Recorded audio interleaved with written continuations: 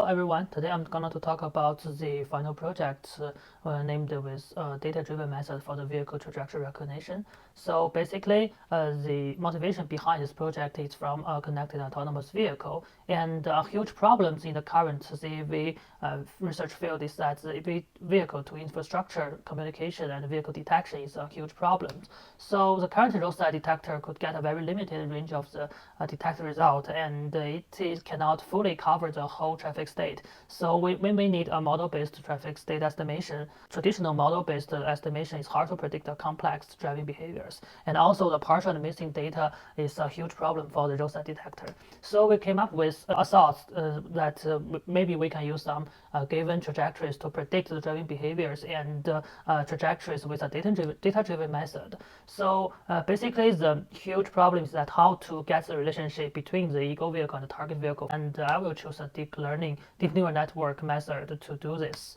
And to summarize the tasks for this project, the first task is that I will train a model that can learn the domain driving patterns from the real data, and it can give me some proofs that sequence to sequence model can extract the patterns, and it can really learn the driving models. And then I will, based on the observations of the models, to construct or generate a following trajectories with the input of the leading vehicles. So I will choose a recurrent neural network with autoencoders and attention mechanism autoencoders. So basically, I will use two data sets. So firstly, I will talk about the model. So the first model is called a variational autoencoder, and it is good at reconstruct the data. So this gives me the possibilities of reconstruct the following trajectories based on the leading vehicles. So this is the architecture of the recurrent autoencoder. And also for the attention mechanism, this gives me the possibility to extract the context information by the attention layers. And with Budahanian's attention, this is very famous attention mechanisms.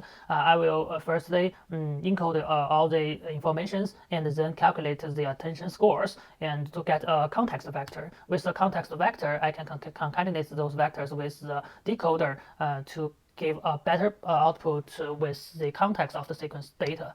So this is the architecture of the attention mechanism recurrent autoencoder. So for the dataset, I will use two datasets. The first one is for another dataset.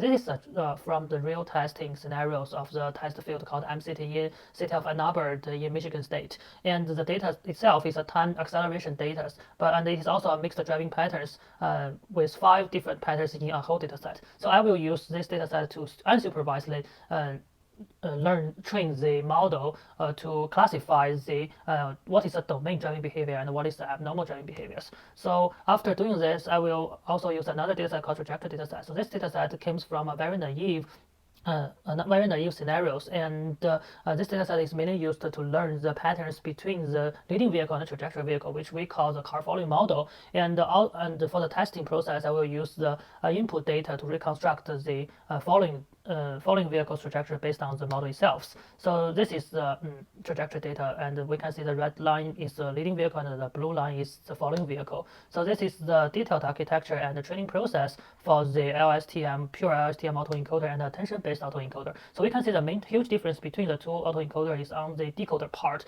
which I will add another attention layer for the autoencoder. So the results of the data is promising, because as we can see for the attention layer, it can classify the abnormal driving behaviors more easily than the LSTM model. But for the domain, for the domain driving behaviors, attention model and the LSTM performs well. Both performs well. And this is for the trajectory constructions. For the pure LSTM, it gets a higher loss than the attention layer, than the attention autoencoders.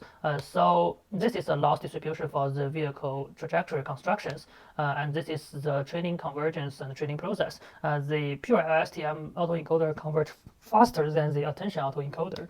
So in conclusion, the main contribution for this project is that first, I'm building a sequence-to-sequence model, and also I build an attention-based variational autoencoder for reconstructing the following trajectory with a lower prediction error, smoother following trajectories. But the limitation of the project is obvious. First thing is the losses is a little bit high, and also the trajectory are not accurate enough to meet the standard within 2 meters per second. And also, we only test in a very naive scenarios, and this is also the future plan, part of the future plan for the improvement of this project. So that is all for this project, and thanks you all for watching this. Bye bye.